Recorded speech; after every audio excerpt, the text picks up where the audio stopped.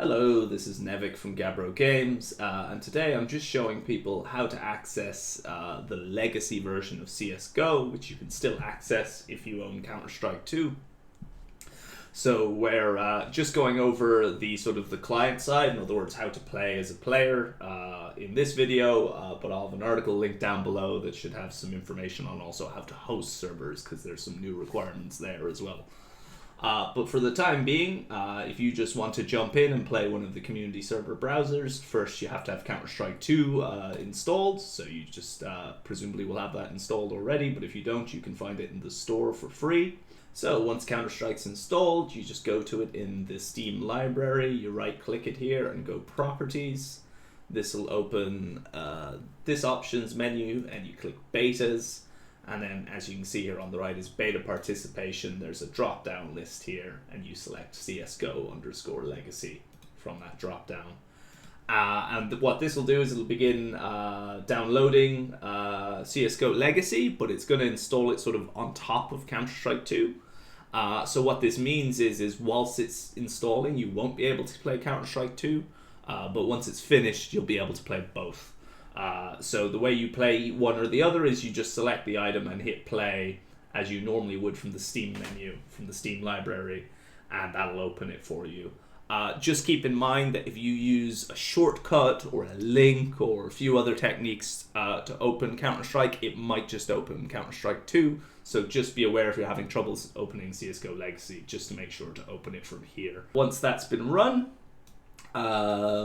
you can open up CSGO and you will get a menu something like this. As you can see, it tells you about the legacy version. If you press OK on this, you get another pop-up, and you press continue on this and it closes. It seems like it's fine, like it's going to work, but it actually won't. If you click community server browser here, you will get another similar pop-up, and if you say no, it just closes and you can't do anything.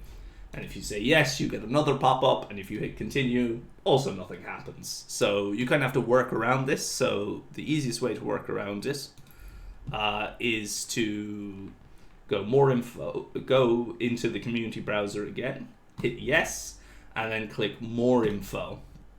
And then this will just open some support page. You can just close that immediately. And this time when you hit the community server browser, for some reason, it will now open and you have access to your servers here. And you can add servers or search the original server list. So that's one way to join. There is another way, which is a bit easier if you're au fait with the console. If you just go to the settings menu, then you go to game options, and if you see here, there's an option to enable developer console. So just make sure that's set to yes. And what that'll do is that'll make sure that tilde key opens the console for you. It doesn't always look like that little tilde symbol, but it is usually the key to the left of your number 1 on your keyboard, or whatever you use to open the developer console will work. So if you press that, you'll get a menu like this, and you can type in connect followed by an IP address or an address of a game server, and it'll jump you straight in. And there you have it. Now we're straight into our arms race server on CSGO. And I gotta say, just playing this back, it's been quite a few weeks since I've played any CSGO, and it is surprising just how smooth it is. You know, there's been a lot of years of work put into CSGO, and I think CS2 is still really catching up. Particularly in the shooting and the movement mechanics. Just feels really good in CSGO still, even now. So yeah, I highly recommend giving it a go. Like I said, I'll have information in the description if you want to host your own server, but as well we'll be releasing our Gabbro app soon, and that will basically allow you to have one-click servers in CSGO and a bunch of other games. And it'll basically let you set up servers on the fly for any game mode you want, you know, arms race, danger zone, classic. So if that appeals to you, you can check it out. Otherwise, thanks very much. Bye for now.